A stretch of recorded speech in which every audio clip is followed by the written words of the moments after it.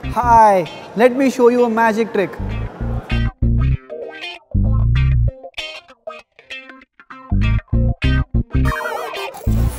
Welcome to India Today Tech. I'm Rahul Sethi, and the phone you just saw was the Vivo NEX Dual Display Edition. Unlike the Vivo NEX, it does not have any bezels on the display.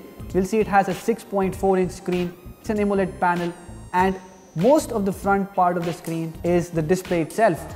There's also an in-display fingerprint scanner to unlock the device, but unlike the NEX, it does not have a front camera. You'll see the earpiece put between the display and the phone body, but there is no popping camera on the device, and that is because it has another side to it. Like a regular phone, you'll find a rear camera module, but there's also an earpiece and a display on that side.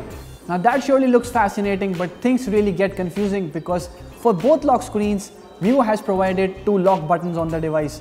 For the front one, you get it on the right side, and there's another button on the left that acts as a lock button for the rear display. Since the rear display has a camera, it uses face unlock, while the front does not have a camera, so it uses in-display fingerprint scanner to unlock. Things get even more confusing when you try to run apps on the device and switch from one to another display.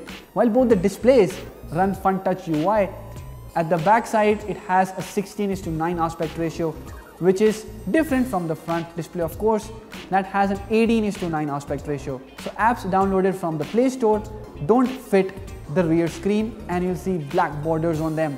Although apps from Vivo are resized and appear properly on the rear display as well, but surely there are not many of them. The phone is quite thick and bulky, but it does manage to include a 3.5mm audio jack. Also, there is a secondary microphone at the top for noise cancellation, and at the bottom you'll see it has speaker grill, primary microphone, Type-C USB port, and the SIM tray. On the SIM tray, you'll see there is no provision to add a microSD card.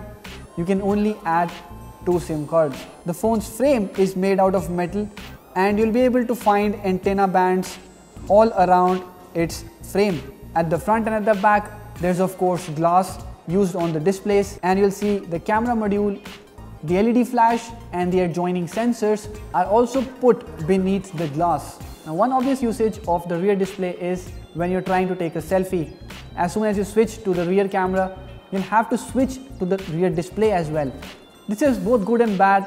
Good because the rear camera is being utilized as a selfie camera, which gives you quite nice detailed selfies. But then you'll have to switch sides while you're trying to take a selfie. Vivo has also put some clever software tricks that utilize the rear display. That is, while you're clicking a photo of your friend, you can always turn on the rear display as well for him to see the live view. Also, the camera automatically detects a face, and when you align the phone in the frame, it automatically clicks a photo. The always on feature is also quite nice, which displays time on the front screen and a graphic on the rear one. So you can use a rear display as a permanent screensaver, but while using only one display is working at one time. So if you are using the front display, the rear display will be switched off. The camera module also has LED lights around its circumference, so during notifications and incoming calls, those LED lights beautifully light up when the phone is kept upside down. Also, since there is an earpiece at the back side of the phone as well, you can make calls from both sides, however funny it may sound. We tested the camera on the smartphone very briefly. It has a 12-megapixel sensor, and the shots taken by it are quite nice, though the details are not that amazing. But yes, the color reproduction is quite good, and in good light situations you'll see it takes very crisp shots. But yes, in low light situations the phone doesn't do a very good job, although we'll have to fully test the camera to find out what it's capable of.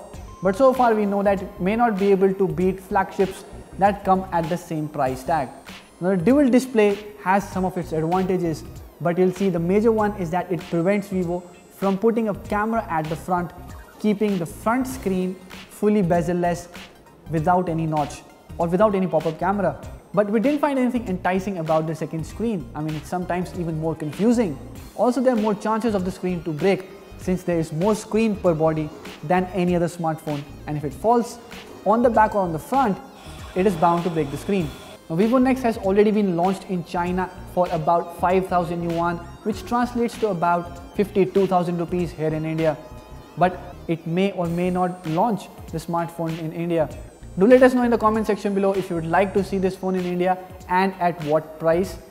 If you like this video, hit the thumbs up button and share it with your friends. Subscribe to our channel to get latest videos on technology, smartphones and other gadgets like this.